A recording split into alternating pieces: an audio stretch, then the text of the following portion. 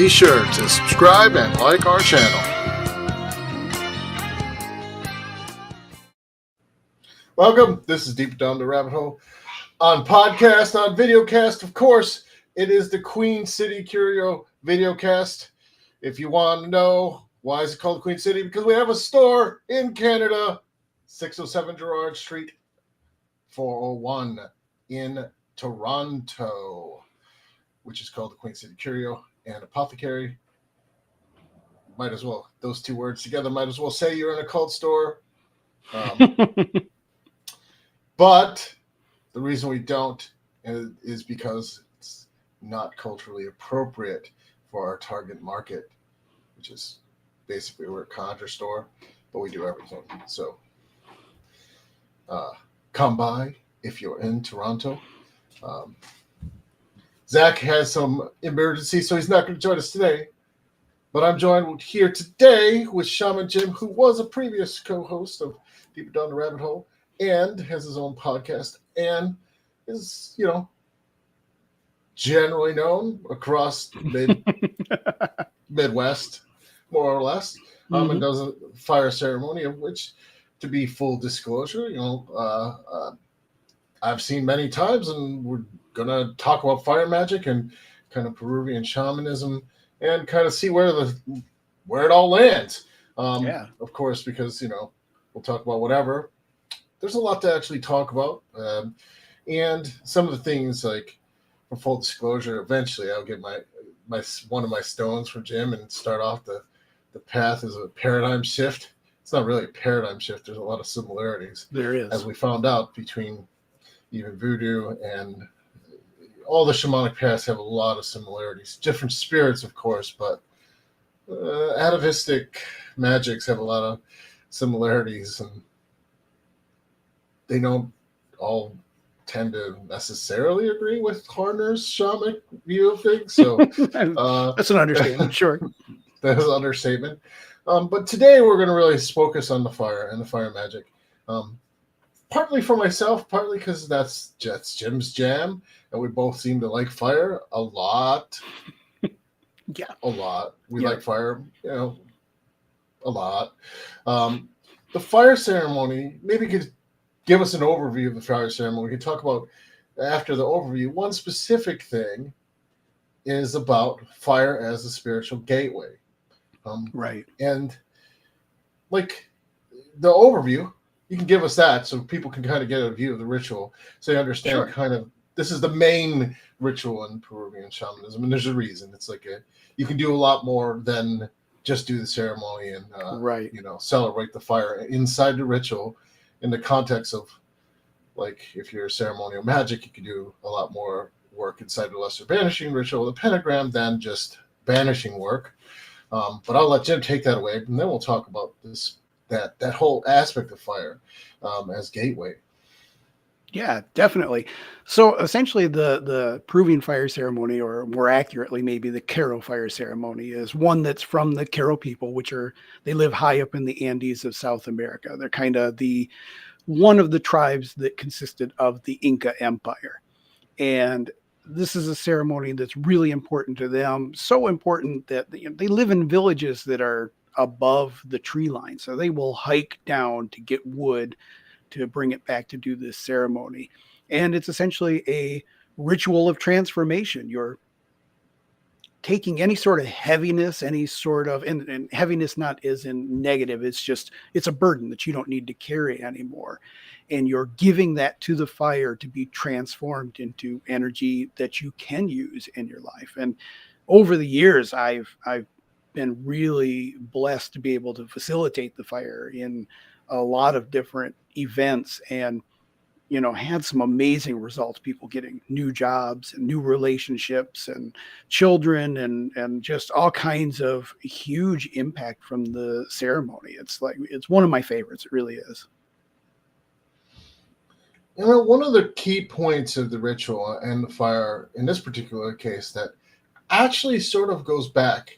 And I mean, when you're talking about letting go of heaviness or negativity, that's classic alchemy in ceremonial magic. But it actually even goes back further to Zoroastrianism, where you are purifying in the light, or you're making that the fire is spirit itself. Now, Right. that's not quite my understanding of fire, but it is, at least in Peruvian shamanism, the gateway to spirit. Yeah, definitely.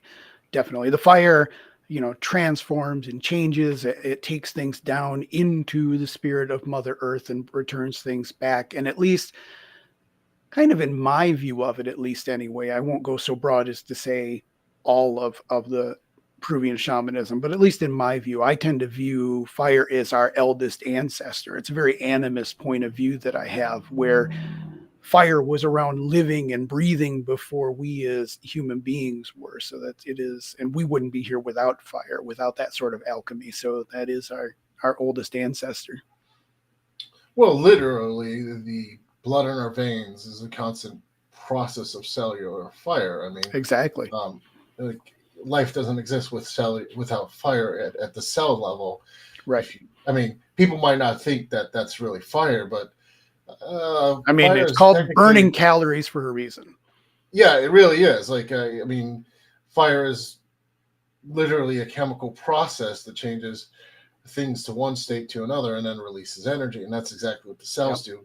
It really literally burns sugar and changes that to a different form in your body. And from the energy that it gains, it can make molecular transformation. So literally, we would not, no life would exist without fire at all. It would just not, nothing would be there except Exactly. rocks. Exactly. Even you can even take the long view of talking about the whole kind of tropey, but a view of the stars creating all the heavy elements that were needed for all the copper and iron and all the other things that we need in our bodies. Even that came from a fire of sorts, and so none of it would be possible without. Yeah, and there's some more than some research that um, kind of like in the primordial soup of Earth, that when all the storms were going on, it was the lightning causing fire and lightning strikes causing like fire that kind of spawned molecular changes that spawned off life in some cases. Like it provided spark energy. Lightning, you could debate that whether that's a form of fire or not. I would think it sort of is I in a actually, lot of yeah, classical. I kind of count it as a form of fire. I know, like if I'm talking about fire energy, I tend to include electricity into that, especially as it pertains to like powering our houses and that sort of thing. It's all, I think it's very All right. related. I mean, I'll change. I will shift my paradigm if I'm doing work with those particular gods because they get offended, maybe a little, or goddesses. But for today, I'll assume like, yeah, it's like, if you watch Airbender, fire's from the lightning school, not the air school. Well, it's classically we could argue that point. One of the things about this that fire magic is people don't realize. Now, I personally think the reason that you get such good transformations in the public ritual is because you're a good shaman, Thank you. and you do the work. You're doing the work for them. They're not doing the work at No, public festivals. Not I always, but actually, sometimes. I would kind But of disagree. I mean, if you're a good shaman, what you're doing is you're facilitating. I am creating openings and opportunities for the spirits to work through me. I don't know how much I actually consider that my work as opposed to okay, my duty or I my would skill. I would consider that your work because you're acting as the bridge. Um, the people are not acting as the bridge when they come and just throw it in there. You are. Uh, so I consider that part of your work. Yes, at that point, once the message has been received, they're manipulating things on the other side and kind of doing stuff. But you're acting as the bridge and taking the risks and benefits and acting as the community uh, pillar in the ritual to actually make that bridge happen. It's no small feat, actually. And it's somewhat, as you know, can be somewhat risky at Yeah. times. Oh, yeah, definitely. And um, I have definitely walked away from them feeling pretty wiped out, as you should, I suppose, when you do a ceremony for a couple hundred people. yes, yes. Notice I haven't been doing that for a while anymore. But who knows? Maybe in a couple years when COVID's done, you know, get a couple hundred people. I can't get a couple hundred people in our store, so there's no couple hundred people that are going to fit in our store, even though we have a big, a decent sized store. Ain't no couple hundred people are going to fit there. That would probably be a bit of a tight fit, yeah. Yeah, we would need a lot bigger store, and that would mean we would have to be getting pretty wealthy off the occult materials. Close off the street and get a big tent. It'd be great. I don't think you could do a fire ceremony in the middle of the street in Toronto. I did the fire ceremony in a hotel. So. Yeah, but that was outside in the Part of it hotel was. grounds. Yeah, like it was outside in the hotel grounds. Like in Michigan might be not as strict as Toronto. Well, that's is true. about- Okay, yeah, I'll grant you that. Although there is a way to get around that in Toronto if you want to have a bonfire. So we'll say it here. When you go and make a small bonfire, bring lots of actual marshmallows or hot dogs, because the exact rule is you have to have you can only have an open fire proportional to the food you're cooking. Oh. I see. Yes. As someone who's been trying for years to write a fire magic book, I am aware of exactly what the municipalities and rules are where I moved to. Makes sense. So yeah, definitely. But Sorry about that for everyone listening. That it's live radio, so again we get wonderful dog barks and stuff like that. I apologize for that. I think part of why the ceremony works so well is, I try to do my best to be that bridge, like you said.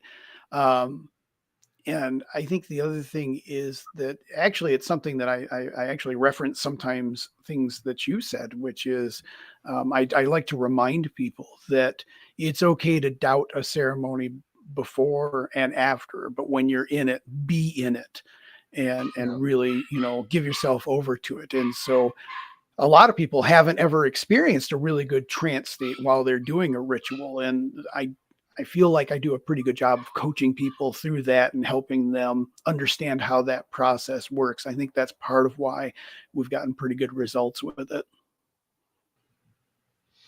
I think that's one of the aspects that still, even I think I've been harping on this for a lot of years. It's like a never-ending harping about this altered state of consciousness. And now we have another generation of people not doing that on TikTok and various forums like that. It angers me a little, not because they don't do that. It's because they miss what they could get out of such things. Yeah.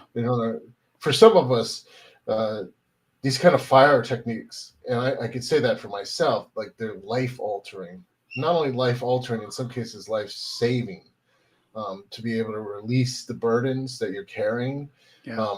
I'm pretty not quite as involved, but I want to get more involved in the ceremony and kind of get my own stones, which you kind of use the stones to heat up, and then change your personal demons into angels.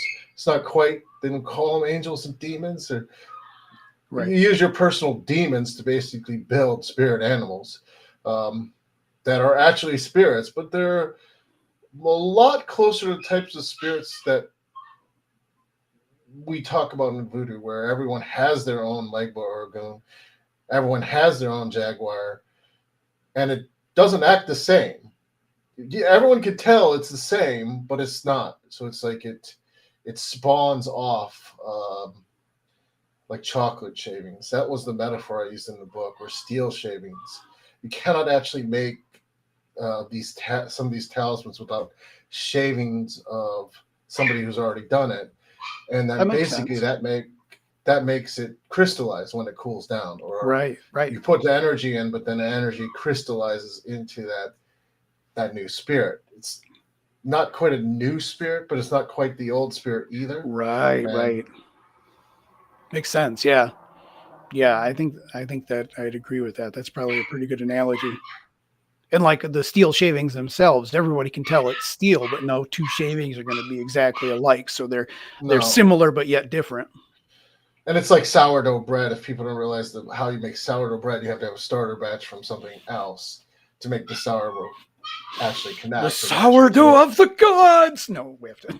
Well, I mean, there's a lot of metaphors for this, from Yeah, I know. crystals, from ice I love it. crystals to um, uh, ice crystals to chocolate to steel to probably higher order metals. Like we see this a lot in nature, where one thing is shit has to be a starter or something else, or like Right. there's a whole Yeah. bunch of Yeah. plants that do similar type things. This the way these kind of spirits work are very similar. Like when you make them, your fuel is your internal.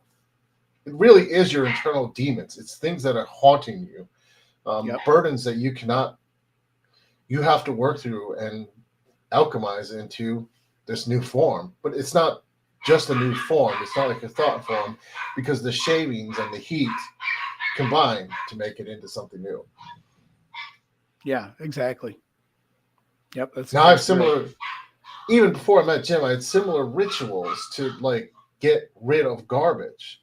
And we're in a, I feel like I could say this after, unfortunately, many of my, and the dogs keep going. Of course, what it would be live radio without dogs barking, drag racing, or something Right. happening. But I feel like a lot of the predictions that I made that influenced my decision to move to Canada in the first place are now happening. So I feel like, I mean, from personal vindication, validated about why I was like, I need to get out of the US. But on the flip side of that, not being able to carry burdens is natural. So having a method of this sort of simple, it's not, none of these rituals are that simple or complex, but having rituals where you can connect to the fire and release burdens Yeah. is life changing and life Huge. saving potentially for many people. Huge. Because remember, we kind of live in a echo of everything we carry. Like it's like an echo chamber. So the more you can just get rid of, the easier it is to adapt to situations which, well, maybe they're not the best situations. Clearly, the last 2 years, it's been arguably rough for a lot of people, and arguably probably a lot more people getting sick than we expect, even right now. And that creates a whole bunch of stress. And usually, like, being sick isn't what does you in. It's the echoes of being sick, or the negative psychiness, Right. Yeah. the Really injuries weighs to you your down. psyches Mm-hmm. that starts weighing you around, that lets you Yep. not move forward. And then once you stop moving forward, or if you start sliding backwards, you see all your old internal issues start breaking again, because they're fault lines in your psyche. Yep. And I think a lot of people saw that happen over the last 2 years. Their psyche broke in ways that they thought they were over, even magicians, and even shamans and even witches, but they Yep. weren't. They were over it if the situation had stayed the same. But when extreme pressure was applied, it broke. A lot of people broke in ways that they had previously thought they had alchemized away. That's just, Yeah. I even to use agree. the steel I agree. metaphor, that's just the weak points of your psyche. Even if you put a cast on it, right? It sort of tore the band-aid off for a lot of things. And I think with this is something like a fire ceremony, or like materials that I have in the book to just focus on this and kind of dump that and transmute it into something else. Yep. Again, if you don't have that, you mean banishing is good, but it's sort of like this gives you a focus point, and if you really do it right, it gives you a lot more energy, to actually Burdens. kind of move I forward. really kind of like how, like the conception from the Carol with the heavy versus light, something that's easy to carry versus something that's heavy to carry. Why I like that is because it's versatile and it really applies to real life. Like there are definitely some burdens that are really heavy that I shouldn't be carrying and I need to let go of, right? All likewise, energy or situations that are heavy for me might not be for somebody else, and that's why I don't have to feel bad about giving them to the earth through the fire to recycle that energy, because it might not be. And then also, I have come as an adult, you kind of realize sometimes that there are burdens that I do choose to carry because I might have a goal in mind, and this is going to be really hard to get through for the next couple of years, but I have a goal in mind. So there are burdens that I choose to carry, but I think it's healthy to be able to distinguish between the ones that I'm choosing to carry and the ones that were Yeah. foisted upon me, and then having mechanisms to help lighten that. Because you're right. Like, there's a lot of burdens that are not by choice. Yeah. So, I mean, right there, it's kind of one of those things where who wants to carry the echoes of being stuck in their house for 2 years?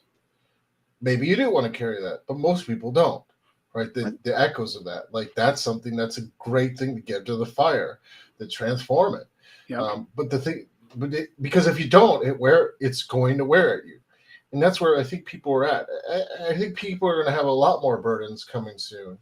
And we can kind of see that, like the need to be able to connect and again, the fire has a tangential benefit of every fire working I've ever done, is that you get extra energy. Like, if we're talking about straight like chi, or if Zach was here today, we'd talk about Chinese medicine, right? We're talking about connecting spiritually to the fire produces a physical increase in your vitality and life force.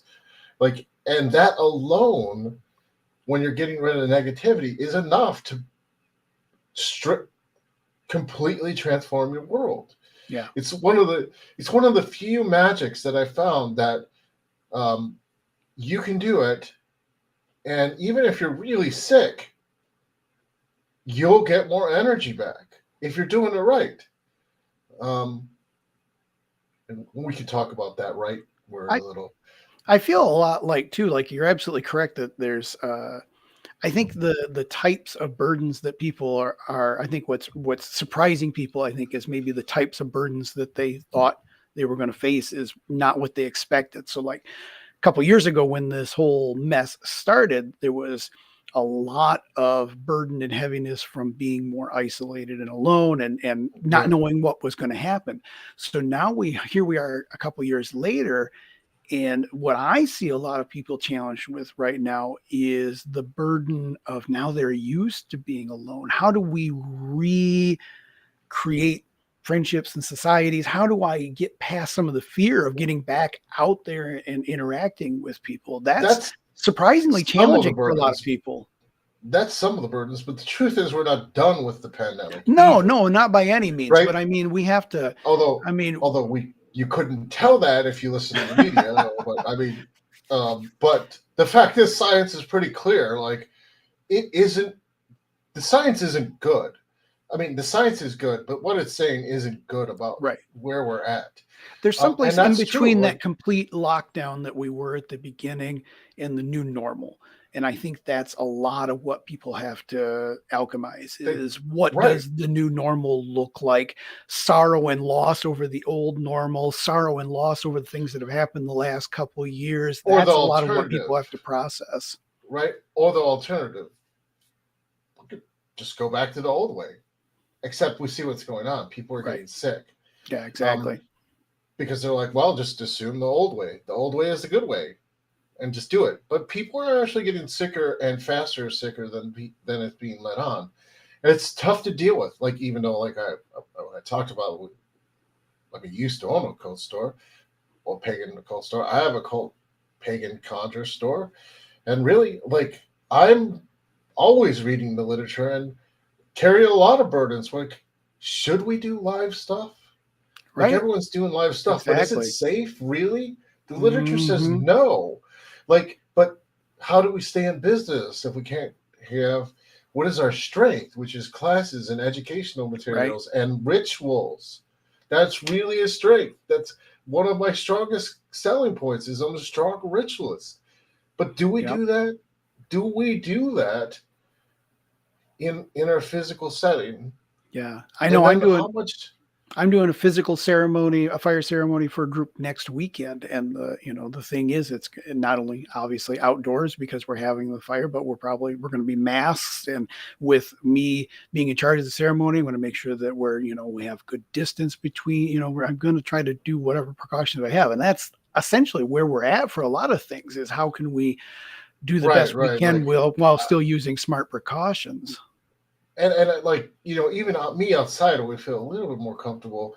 But I'm kind of like, indoors, can I really do this safely? And that's Yeah. a burden.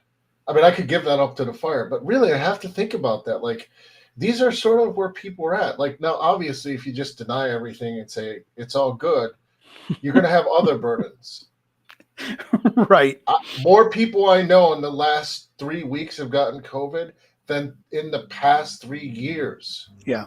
Like, even I had to quarantine because I had a scare because our co-host got COVID, and he has a P100 mask, not a P95.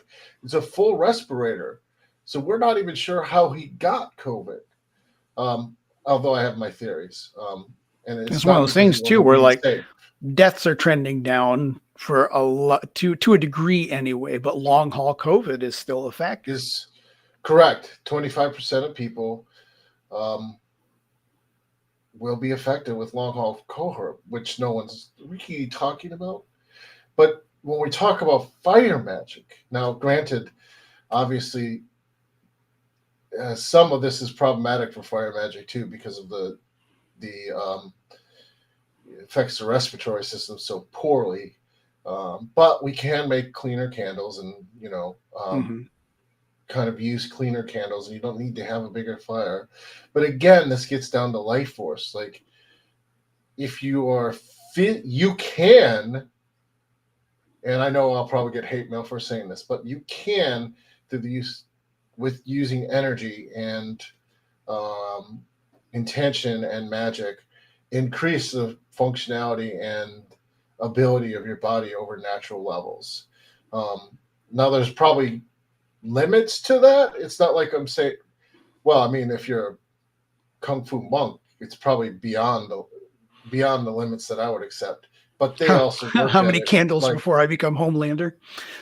right. Well, I mean, yeah, there's that. But I mean, you can turn back the clock pretty much further than people think with the use of magic on I a think. regular I basis. mean, isn't the whole basis of magic that you're increasing the odds of things going in a direction that you want? So, through Hmm. proper use of fire magic, you are increasing the odds that medicines will affect you well, that vitamins will affect you well, that you're increasing the odds that you're to get the proper nutrients. You're Well, in decreasing the some odds ways, that exercise might inflame those joints. I mean, it definitely makes a difference depending. There are all multiple factors of how magic can even apply to even physical even it health. increases the odds your body will just function correctly. Yeah, Um, yeah, and I think, to take the chi metaphor again, when your body has more chi,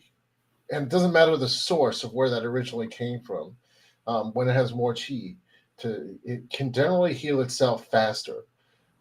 And the flip side of that, as you get older, you have less chi, right?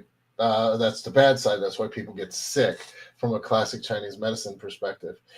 So if you are doing fire magic, which boosts your chi, and then backing it up, obviously, with physical activity, a good diet. I mean, some of us struggle with those things.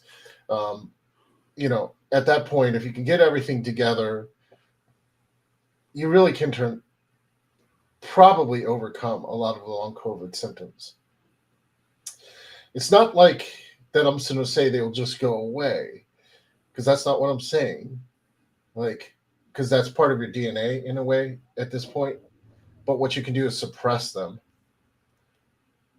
And we've had pretty good experience. We've done this with Zach and others, and had good results. To yeah.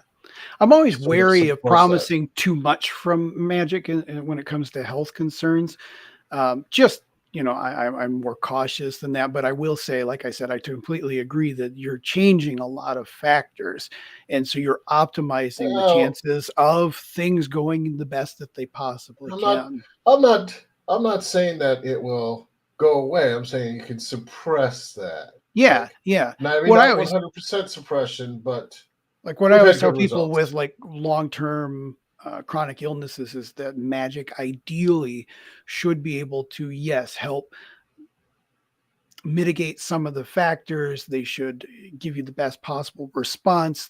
Mentally will help you keep more resiliency. So, I mean, it definitely has a lot of really positive effects. But you and I, we've been around long enough where we've seen way too many snake Oh, oil people make salesmen that'll claims. make claims I left mean, and right. well, So I'm I mean, always like I hedging my mean, bets when I we've been say around things. people who claim they cause hurricanes on the fly. Oh yeah, So, yeah, yeah. Right, right. They didn't even have a uh, ceremony. They were just sitting in their lawn chair thinking about it, and the storm went the other way. Yeah. yep, yep, exactly.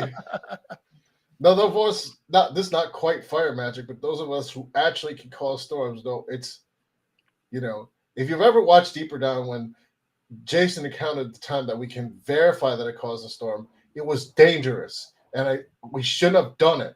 Like, and I lost control. Like, he had to slap me,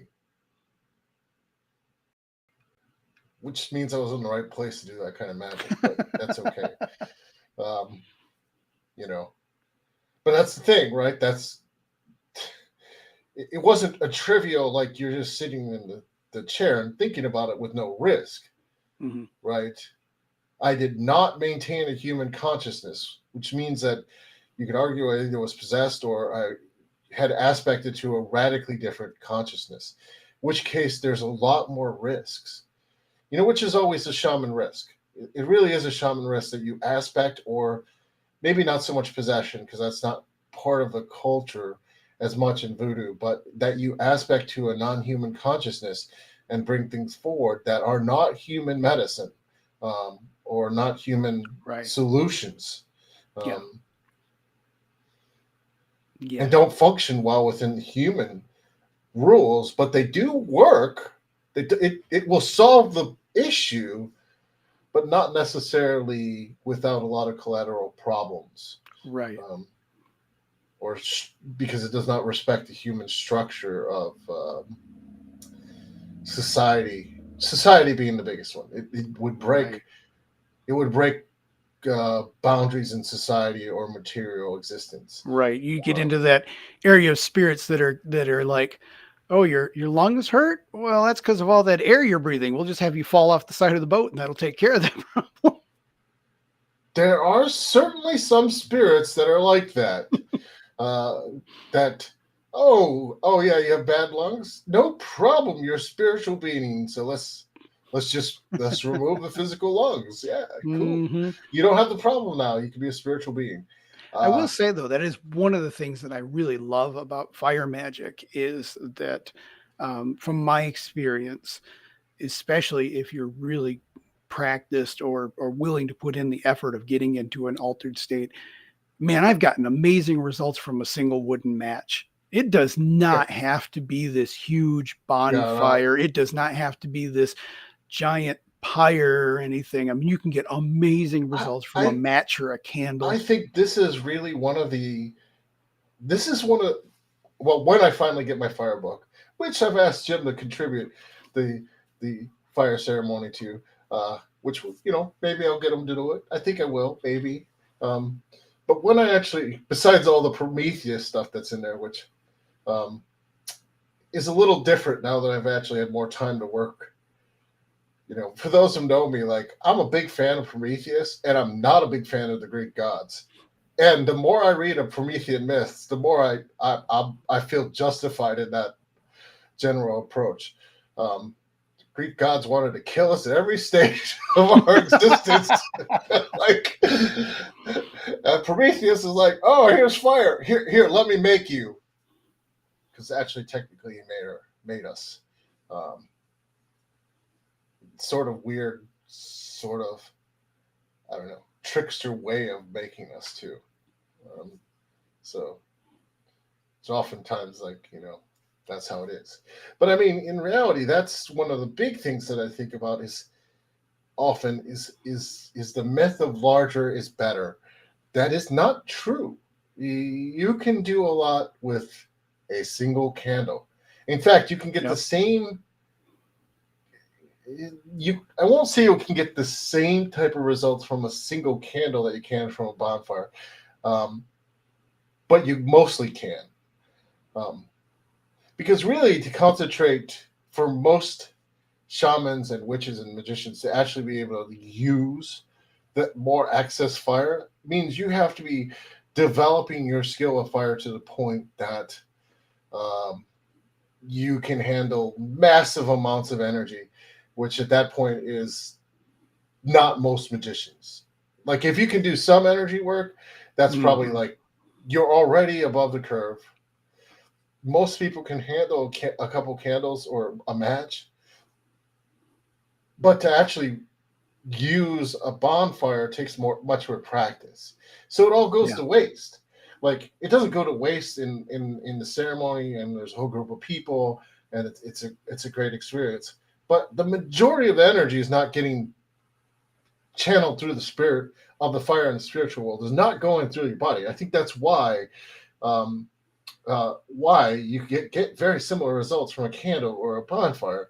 So it's not quite so much that you couldn't get more results from the bigger flame. It's that your body can't handle the amount of spiritual energy that a bigger fire could put out. So it just doesn't. It's like there's a limit to how much you can pull through. And then again, you have to remember the second thing I think about that is that the candle is like a spark, and you still have fire within you. All right, so you're still like on fire all the time. So like, of course, if you're doing fire magic rituals, you might. I wish I had the biochemistry set lab work to test this theory, but I would bet that you have an increase in metabolism when you do fire magic work. A real increase that you can actually measure. Like I said, there's so many things that I would test to show that magic actually is real. If I had endless resources and like access to a friendly medical and lab testing, because I think you'd see a before and after that was a major increase in metabolism, which would indicate the greater presence of fire. I mean, one of my favorite hacks that if I'm going to be around a huge, bonfire and this is simple intuition. Probably most people do this without even thinking about it. But if you're going to be around a big bonfire, big sacred fire for like a big ritual ceremony, something like that, big event, grab a piece of one of the cinders or a piece of the stones that people use for the fire pit and take it with and let that energy metabolize through you over time. Yeah. I don't think most people do that. I think that was a brilliant suggestion. I mean, so I really don't think people do that all the time. I've got right over on my headboard there, I've got stones from the first sweat lodge that I went to, and I still have those with me because I want to be able to, I still access them to get into sacred space. Well, I mean, for me personally, like every ritual is a bridge in space-time, and once you have an anchor point, you can always go back to the ritual because magic happens outside of time. Right. The physical things kind of anchor it in time, and then re-accessing the physical things sort of let you re-access something outside of time and pull it to a different time. There's no real time in magic. We know that. I mean, that sounds weird to say there's no time in magic when the rituals occur at a certain time and do this. But really, if you get to the right state, time is the first thing that seems to break. Right. Yeah, it really does. And it seems to break both forward and backwards breaks. As in, you can get effects from a fire ceremony before you even do the fire ceremony. It's just weird. Yeah. This is how magic is. Or you can do a ceremony for yourself, anticipating, hey, sometime in the next 3 to 4 years, I might have a need. I'm going to do a ceremony now, and that energy will be banked for when I need it. Exactly. It's crazy which is weird. how it works. but it's crazy. It's the beauty of magic that it's so um, non-linear. Although, even though I talk like I would love to get some baseline scientists involved, and I think they would be a little scared after, because things like the Randy Challenge are garbage. And if you watch all the Randy challenges, there was people who should have won $1 million. They showed repeatable oddness that could not be explained, and they could repeat it, and then they still were screwed out of the million. So screw Randy, because people actually were able to put constraints in there. I think, and you could easily say it's placebo because you got a metabolism change, but I think that would go a long way to people who are watching and other people who are on the fence about magic to I mean, say, honestly, okay, that kind of annoys me to a bit, because placebo is magic. It's yeah, well, there is part of the spectrum of results that you'll get from magic. So I don't think so it's such the yeah, dirty word that wait. people think it is, Yeah, I mean, really, like let's just put it into perspective. You can use your mind to literally cure cancer, and that literally happens. That's not magic; it's placebo. Does anyone care at that point? Right, exactly. Do anyone care if we're going to use the placebo to make the scientism religion feel better about itself? I just don't think, and it is scientism. It is the religion of science, not science. But I just don't think so. I think most people have an awareness that that's just garbage. That's you still have, even if that's true, and it is. When you study medicines and how medicines are approached, there are people who are given fake bullshit that get better because they believe they're going to get better. Yep. And it isn't a small percentage. It's always like 20 to 25%, like in every medical drug study, like, or more. In some cases, it's far more. And the goal of most medicines is that it can do better The by placebo whatever effect, percentage than people who merely think themselves to be better. I mean, Like it just drives me a little crazy, because it's like they want to do it like a gotcha. Oh, that's just placebo. So it got results, didn't it? Who cares? right. And What I I mean, would be doing, just like with altered states, you got everything from visualization all the way to these deep trances. There's a spectrum of these things. There's a spectrum of results. There's a spectrum of procedures and magics. And so, like, you can't just look at one little slice of it and go, oh, that's a gotcha. No, it's all part of the big picture. I think that's a big part of the problem. Actually, uh, I think that's a big part of the problem, how it's talked about. There's two problems, I think, how it's talked about. Like, we have a lot of examples from Hollywood and Bollywood and now China that were like, well, what they are really describing to me is a subjective experience of magic, or even worse, an astral, uh, sort of an astral experience or dream experience of magic, which is different than the actual experience of magic. Now, when you're in magic, some of those um, fantasy works about magic in the modern world sort of are close, but they're close in the way of your internal world. And I think not the external world. And that's like a high expectation to get there. In fact, I think I've worked most of my life to get experiences that break the sort of consensual reality that we agree to, which, is a role of some shamans to do this kind of shit, or some gurus that just do that to show people something is out there. And not that's it. That's all we can say, really. Something is out there, and it's weird, and it doesn't quite fit. But I think that's the first real big problem, is that expectation. The second one is that it is sort of, I don't mean to pick on the TikTok, but it's the TikTok mindset that you don't have to have any of these alter states or discipline or anything, which I just, it robs people of what you could get out of this. Like, it's not so much that people do that and they make this lifestyle accessory. It really angers me. That's not it. It's that they could make radical changes to their life, but because this is what's in the common space of what's publicly available on those platforms, they think that's all that it is. Yeah. Yeah, that's the hard part, is because you get a lot of younger, especially, I mean, let's face it, the last couple of years, there's been just an absolute explosion in interest in witchcraft and metaphysics and that. And it's been because of TikTok, but because that has been the vehicle for people getting exposed to these sorts of things, it comes with the limitations of that vehicle. So a lot of people do think that it's just as simple as cosplaying it as a deity, or I poked a pin into a lemon and now you're cursed. I mean, they are really robbed of a lot of those did you ever see the experiences. people cursing the moon? Yeah, that one's kind of funny, because I think that, if I remember right, that all started as a troll, and I thought the it entire was a internet troll, bought but then into some it. people took it seriously. Well, that's the funny part, right? When you control the internet to the point where people take it seriously, I think you've won.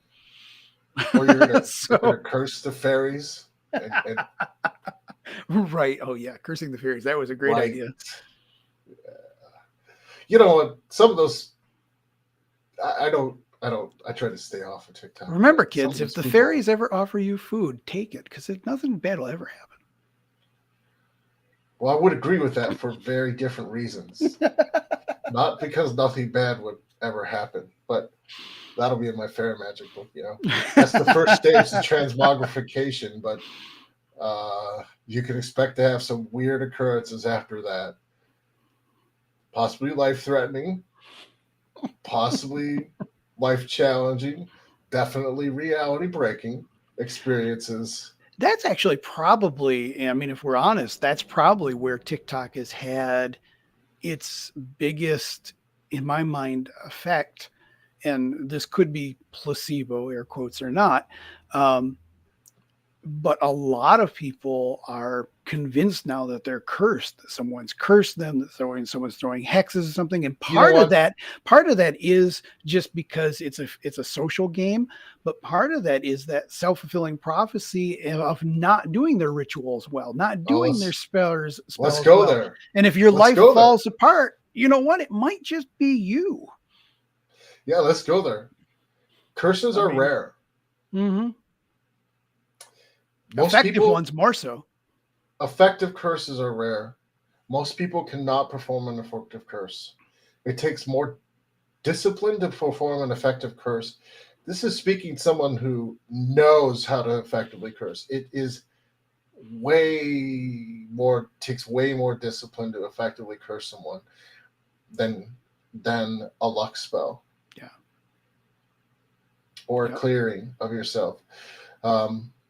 Because effectively, unless people buy into the fact that they're cursed, which, there's a whole culture of that, what your natural reaction will be of your subconscious mind is to affirm your life existence. Essentially, some curses you'll be weak against because that's just your weak points.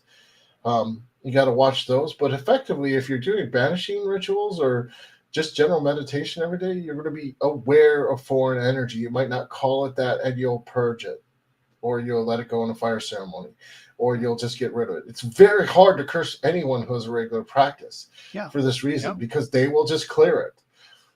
When people aren't doing regular basis, or they create their own self-curse, that negative energy gets inside of them, kind of tapeworms and tapeworms and echoes. And they stub their toe and they say, "How'd you do that to me?" No, you stubbed your own toe. That's the problem. Right. Well, one of the greatest curses is once you can convince people that they're cursed, right? It goes downhill from there. So we see this all the time in our store. Zach, more than me, I've been really quiet about doing ratings and stuff like that lately because, I don't know, I've just got my eye on other things. But Zach does a lot of readings right now in the store. And maybe I'll start doing some more, but he gets that all the time where people think they're cursed. And he's trying to tell them, I don't think so. and you have to really fight the reframe. And one of the things about curses, and we should do a whole show on this too, because we both have so much experience in this. One of the things is that the spiritual model for removing curses is a pain in the ass, right? If you have to fight spirits to you have framed a curse as a spiritual event. You have to do something that is equal, well, maybe not equal, but something that convinces you that it's equal in magnitude in the spiritual way, versus if you can convince yourself a curse is just negative energy that you happen to get in your system, you could do Qigong and you're done, right? If you can convince yourself a negative set of, if you can convince yourself that a curse is just some negative thinking, all you have to do is some NLP or self-hypnosis to get rid of it. Yeah, if you convince yourself you have convinced yourself, you've convinced yourself, and you grab onto that "I'm cursed" thing, man. And we've both probably known people like that, where they're so convinced that they're cursed, no matter what they do, that because that becomes their normal. So that's the baseline they keep returning to over and over again, no matter what you try to do to clear it. It's also easy, right? Right. So once you've adopted this curse, let's say it's a baby little monster, right? That's inside of you. You're saying, I am cursed. I am cursed. That's all you say to yourself. What are you saying is that it is part of your identity to be cursed. Yeah. So from a shamanic point of view, or from a ritual sorcerer point of view, we have to literally attack your identity to make you be healed. To get you past the point, we have to provide you the tools to create a whole new identity. Anyone who does magic knows that when you start going into that level of identity magic, the cathartic rituals involved are more dangerous, because they're essentially like, versus me sitting and doing Qigong saying, oh, I feel like crap, and I'm going to go do Qigong, and or I'm going to sit with a candle and just be like, okay, here you go. Here's this energy. I don't want it. But once I've assumed spiritual agency of that sort, and it's part of my identity that I am a cursed individual, it's sort of like people get possessed in the Catholic Church. Oh, right? Yeah. That's a good analogy. Yeah. Right. Once you get the community backing you up, you're cursed. They're working against you. Because then from a social circle of belief, they've reinforced that ideology. And once you have accepted its identity, like I said, the rituals are multi-hour rituals to basically convince your psyche that you can have identity of somebody different. In classic shamanism, if we were really going back, that could be an opportunity for a shamanic awakening, because there's that kind of level of identity shift that has to occur. Right. To point that you go from I am cursed to I am shaman, or I could be a shaman, or I'm on the journey of a hero, of a shaman, right? It's a radical identity choice when you actually get there. When you're transforming the identity choice at that point. Right. Yep. Which is a pain in the ass, versus, okay, I'm going to just do the candle. This is dirty. I'm just going to wash this off real quick. That'll be. Yeah. Man, I should have watched where I step next time. Versus that, right? You're absolutely right, though. And a lot of what you see on the social media with the social media curses is just that. It's not any more than you have either accepted that identity of being someone that's cursed and you're clinging on to it, or you've surrounded yourself with yeah, it is for some people, definitely. Or you've surrounded yourself, you've got somebody that's popular, that's got a whole group of lackeys, and they're going to keep reinforcing that you're cursed until you believe it. That's a lot of pressure. It is. As far as whether it's really a curse or not is kind of weird. But with the lackeys, it certainly sort of is a social curse. But I think that gets back to your foundations, or what you were saying about people denying themselves the full breadth of experience that they could have, the full understanding of some of these altered states and some of these energies versus the quick social view that they see. I think that's weird, because if people did the in-depth work, then a lot of that social stuff wouldn't be nearly as effective. Oh, I definitely think this. Well, part of I think we both know that, like, doing so much fire magic is part of this is that you're resisting sort of that, like, because your identity is transformed in the fire every time we go into it. Mm-hmm. So we're not so cling to that necessarily. That's the nature of fire, right? To transform, connect the Yeah. spirit, transform, right? So at that point, like, the identity of being someone who's cursed is not something that would ever cling because we were transformed, right? Yeah. Continuously. I think that's your this badge of honor thing you brought up was a great point. Like, it's a real hard point to get around. It's why people who, like I said, in hardcore Christian circles, are the most likely to have possession, on the classic demonic possession, because it's a mark of Satan testing you. Okay, it's a Oh, badge of right. honor, Sure. Mm-hmm. right? Just like being cursed is a badge of honor. And there's a lot of anxiety to go around and a lot of negativity to go around, as in it's much easier to say you were cursed, right? It's funny though. What you sparked something in me, a thought that is related to the fire ceremony, which is that what a great representation in some ways. Like, the fire ceremony fires, they're not huge by any means, but they're not, they are definitely warm. And you have a stick that represents these things that you're wanting to unburden yourself of. There is no more quick and visceral way of realizing something's causing you pain than you got to let go of than reaching into a fire. And you try to hold on to that stick too long, you will quickly realize that this is painful and I should let it go. Totally, right? Once it's there, Yep. hey, it is. Well, once you put it in the fire, what are you going to do? Hold on to it? Right.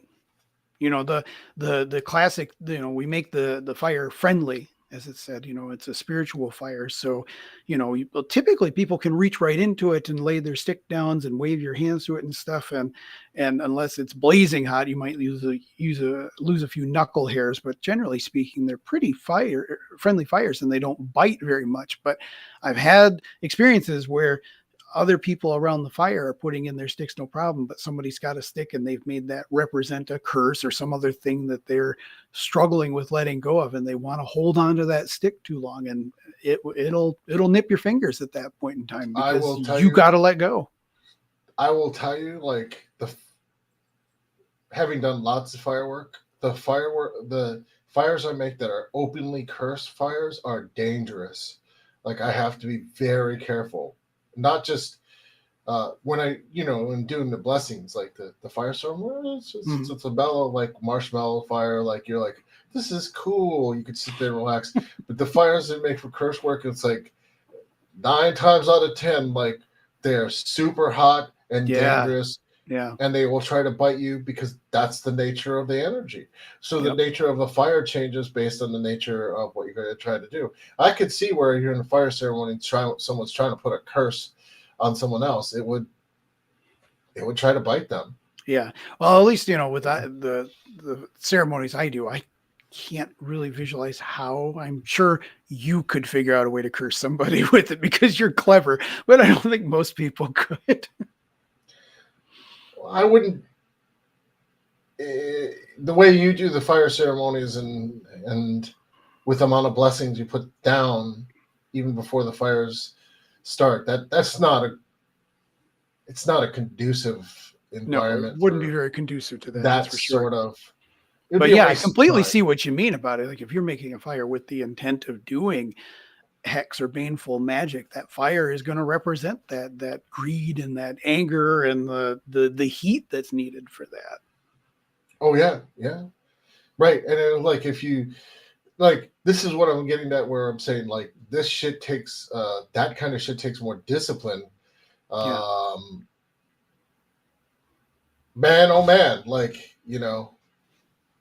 like if you think, you have a live fire and you think it's super hot and you, you can't stop in those rituals either. So if you get a burn, that's like Yep. you Just stop, keep going because which right, you just keep going, right? Like, you know what I'm saying?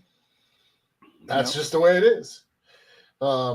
That's just the way it is. I mean, exactly. So totally, totally, like the nature of the fire changes Yeah. depending on what you're trying to do. I And think that's why part of why it's easy for me to see it also from the animist point of view is just because so many, I mean, when we were doing the sacred fire at Pagan Fest for a number of years, every year the fire was different. Every year the fire had a different personality. Some years it would like certain offerings and would be good for certain sort of magical work. And then other years be completely different. There was a couple of years it was very restrictive and didn't want anybody eating around the fire. You couldn't even make offerings and that sort of thing. So that plays into me for a lot of the animism stuff because the fires are like us. They're so different. So it's really important to I'm not going to say intent is everything because I'm not that stupid, but I will say that you need to be aware of what the hell you're really trying to accomplish when you start doing firework. I would agree with that. I do tend to think that fire has some very animistic uh, qualities. Now, that I think you can steer those depending on how you set up both the herbs and fires. But Oh yeah, definitely. You could um, sweeten a fire just by, adding honey or some right, herbs or so there you can have usually like huge when effects I on do the blessing personality. fires, like there'll be tons of honey in the Yeah, oh fire, yeah. Yep. tons of honey.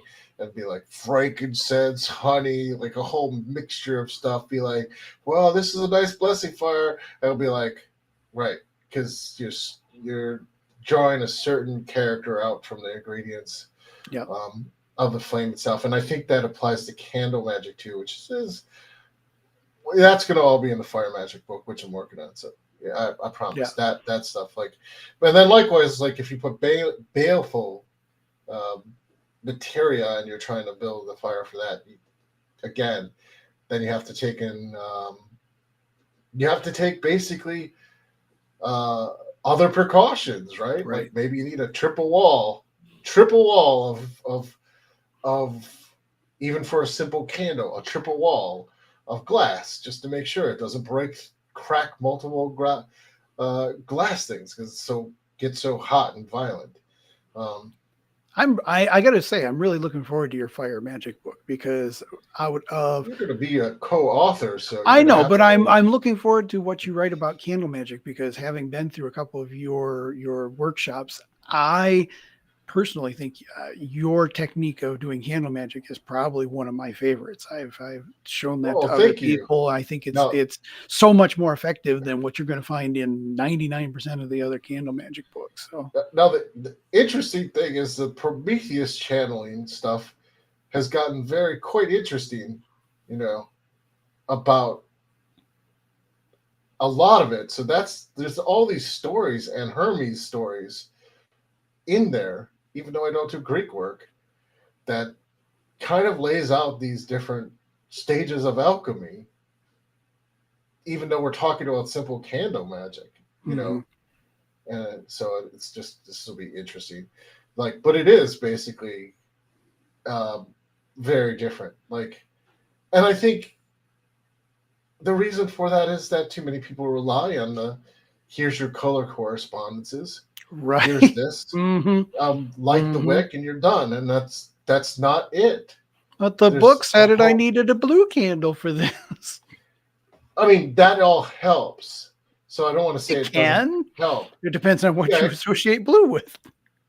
right. It can help, but there's a whole bunch of work that is missing Yeah. in Yeah. those Exactly. books. Like, there's a whole bunch of in a way, if we're talking about either it's the connection point to spirit or it is a spirit in an animistic sense, there's a whole bunch of relationship building that is missed.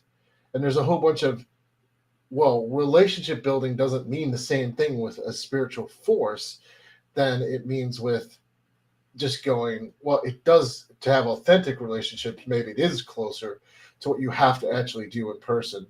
Um, but the methodologies of communication are different. Let's put it that way. Like, so there's a whole bunch of steps you have to take in relationship building that most people don't do. And yeah, and that they don't, you have to get to a point where you own the fire within you, right? Good or bad. Like if you're an angry person, that's okay. That's not a judgment on my part. That's just, you have to own that. That's you.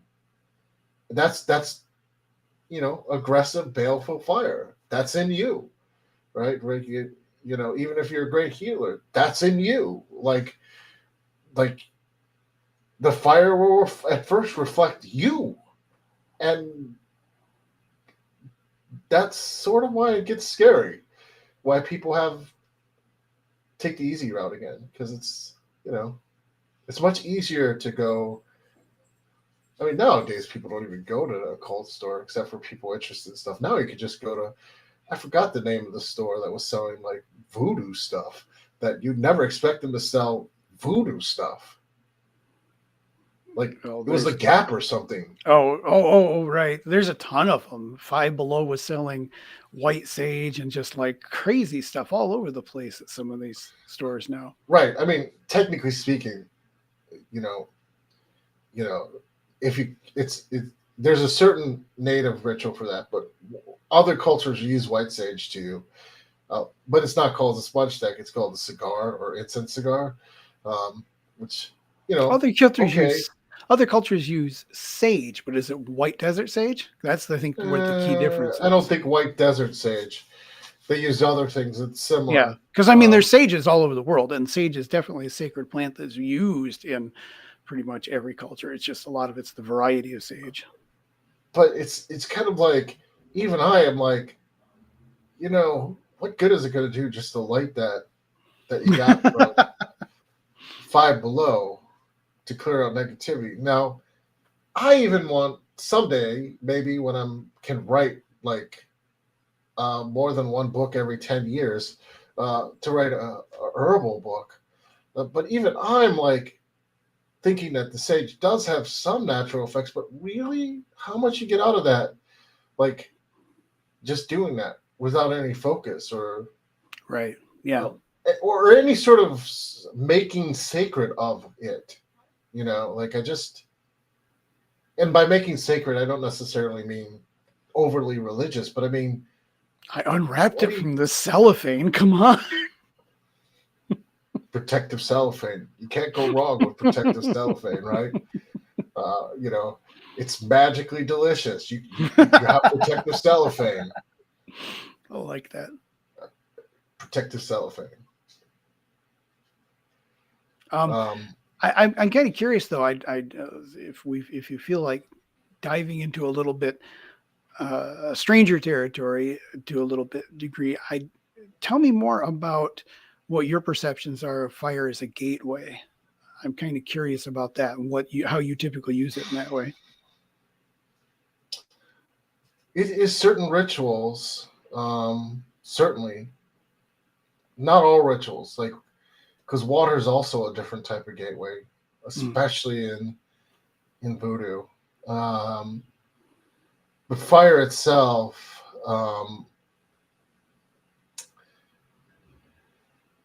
first it's like the transformational gateway. Like everything goes into fire, comes out as something different, which already indicates sort of, from a spiritual point of view, spirit. Mm-hmm. But in Zoroastrianism, which I'm sort of studying and referencing more and more for the fire magic, because Western ceremonial magic and Christian fire magic all derive from Zoroastrianism and some Egyptian stuff, but there's a lot of weird interconnections between what the Egyptians were doing and Zoroastrianism.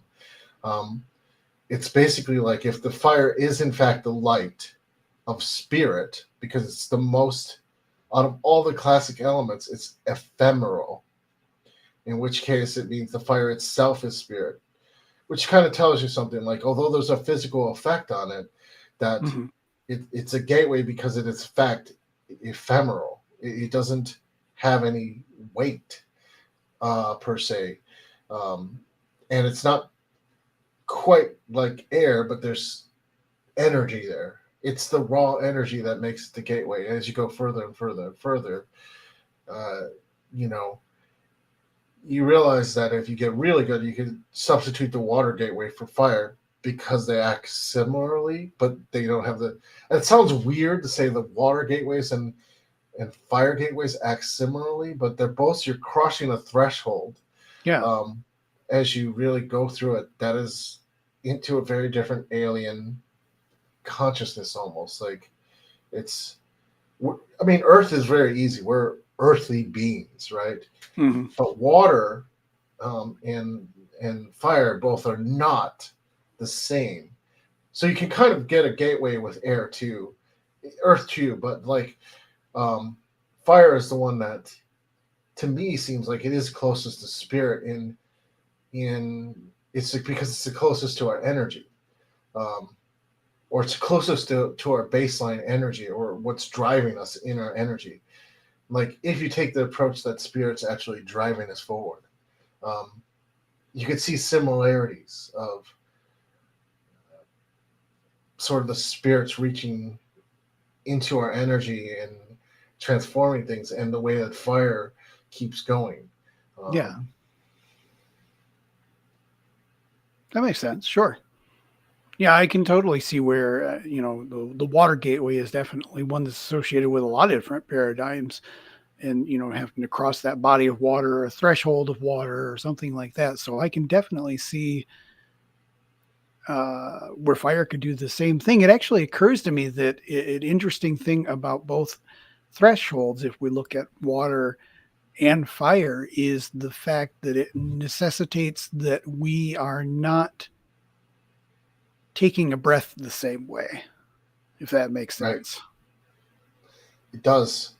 It necessitates a radical change to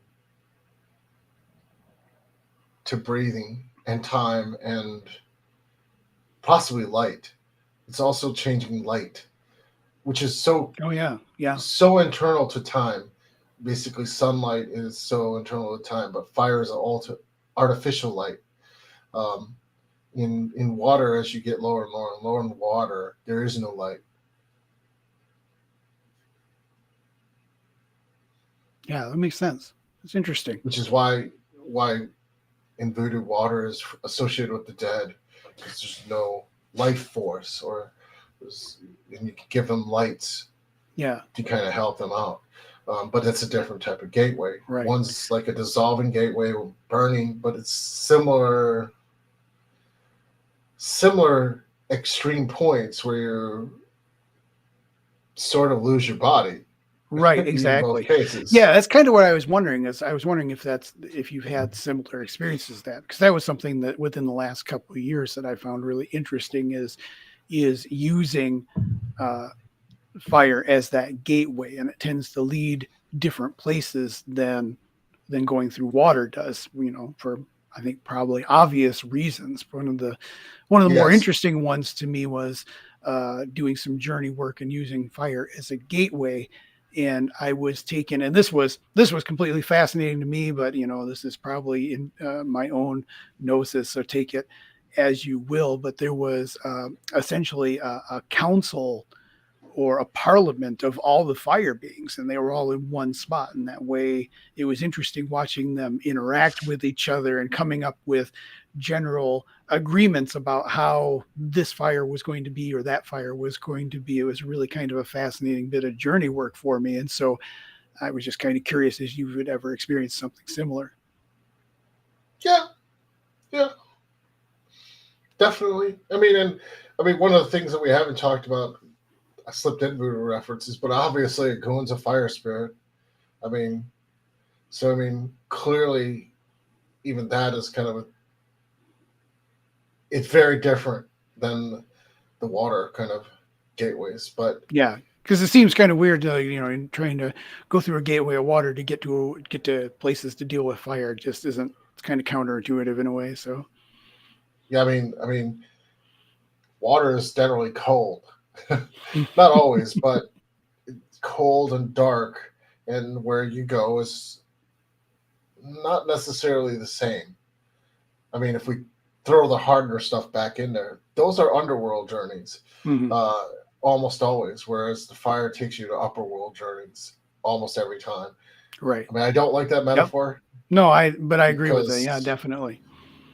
that metaphor is sort of, I don't know, it's a little, indigenous people wouldn't agree with harder I mean, association. like So the like, whole, let's be honest, the whole concept of upper world, lower world, or as is popular right now on social media, the higher vibration, lower vibration, we are just using just terrible terms because so for some of us it's the judgmental best that terms. yeah, for some of us it's the only term that we've ever encountered, and so like yeah, there is a lot of judgment with them. You're right.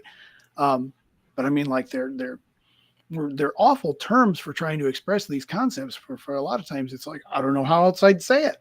How else do I express these things? So yeah, it's a I'd love problem to with have language sometimes. a non-directional um, metaphor for what people would call the upper and lower worlds, um, which there's many in each. I mean, that's just that's a show topic in its of itself.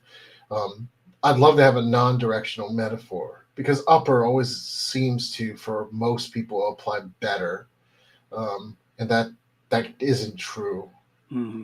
And I think like when me and Zach have been doing extensive esoteric Buddhism work, and you go through all the hells, which people would consider to be the worst. That's bad.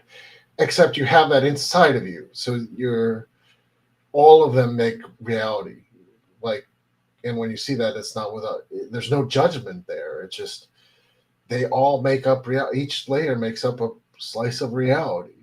Um, it's not one is better than the other. Some may have less suffering than others, but that doesn't matter so much, right? Like it's this notion that it's the judgment on the upper and lower that gets to be problematic. Because sometimes, if you're really doing shamanic work, you're going to have to go into negative places to actually get useful medicine, Yeah, or yeah, useful results, as it were. Like, uh, and that's just the way it is. Like, right. some I always diseases I or always laugh, conditions. like we talk like the upper is everything, but when you're hungry, you're not going to find a potato floating around in the air. You got to get down in the dirt for that thing. Right, That's just right. you know.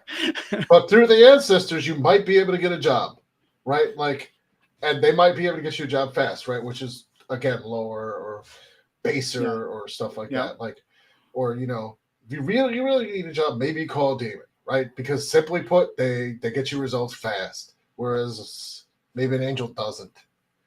Maybe in a year you'll go through a training program and maybe get a job, and you have transformed yourself into.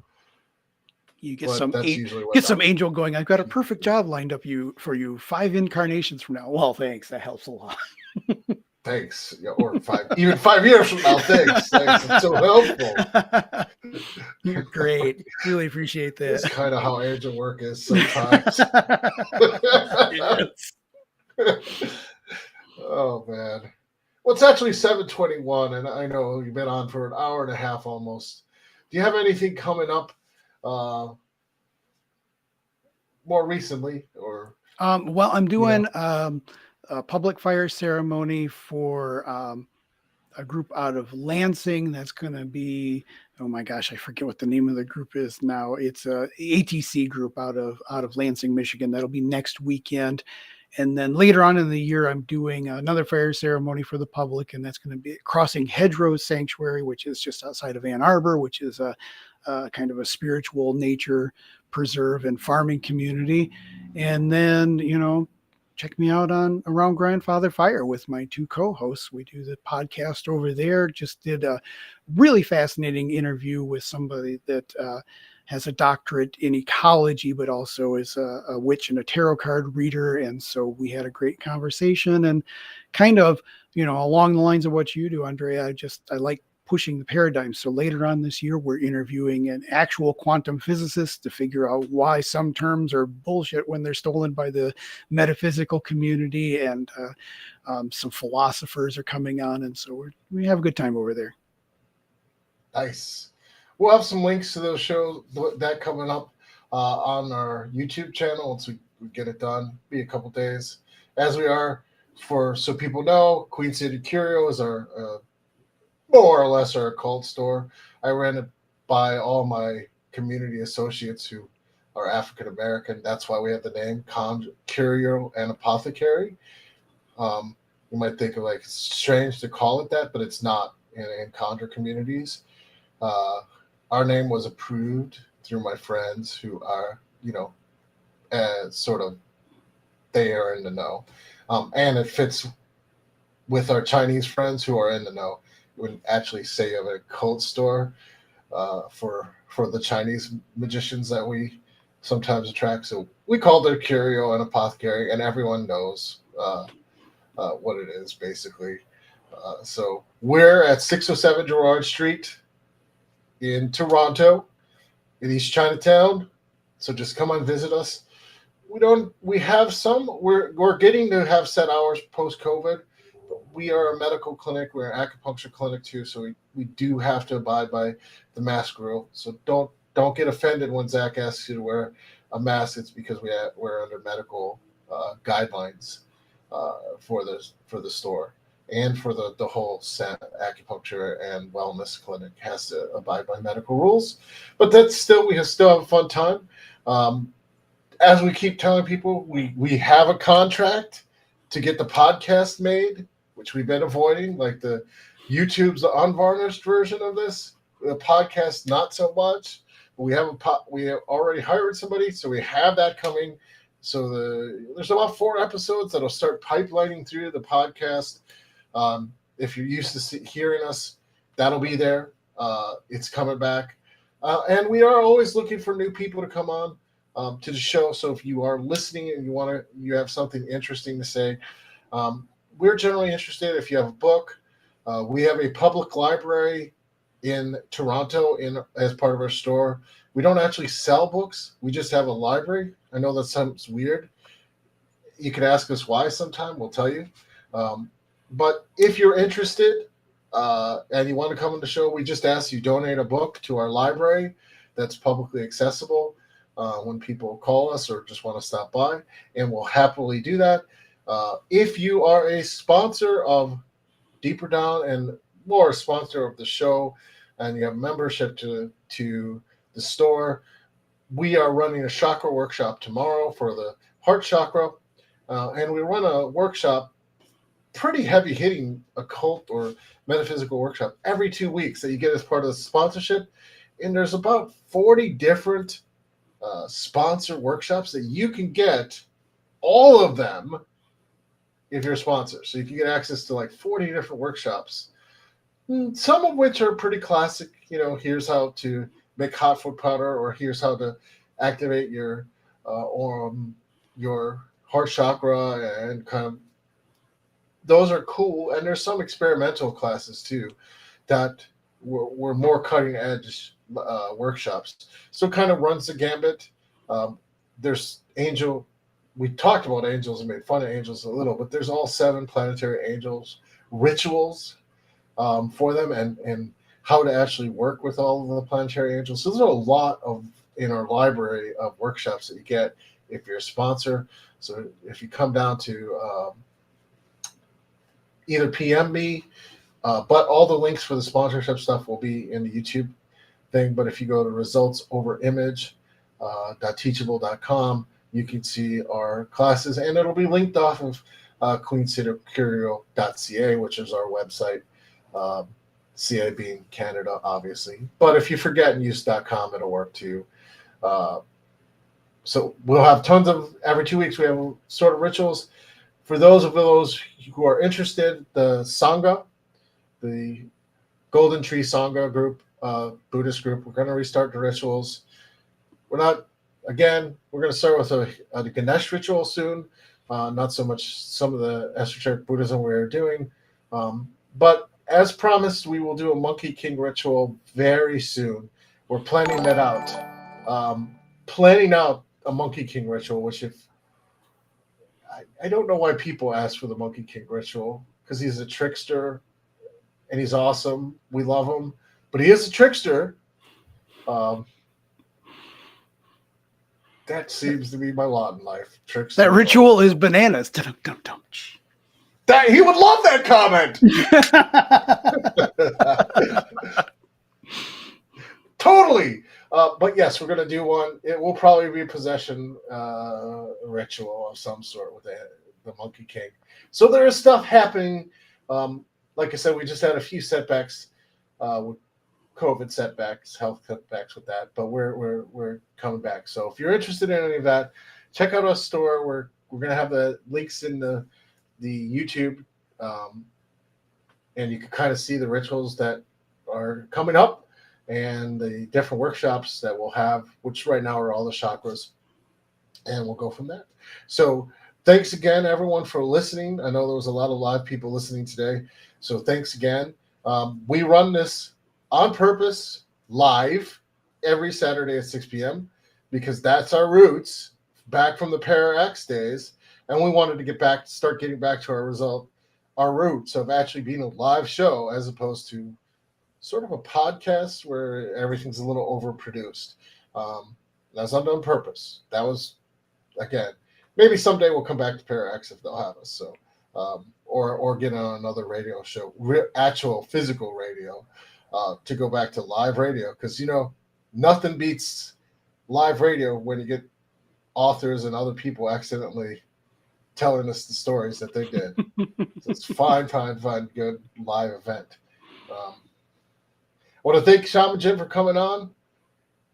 Thanks again. So just stay on for a second.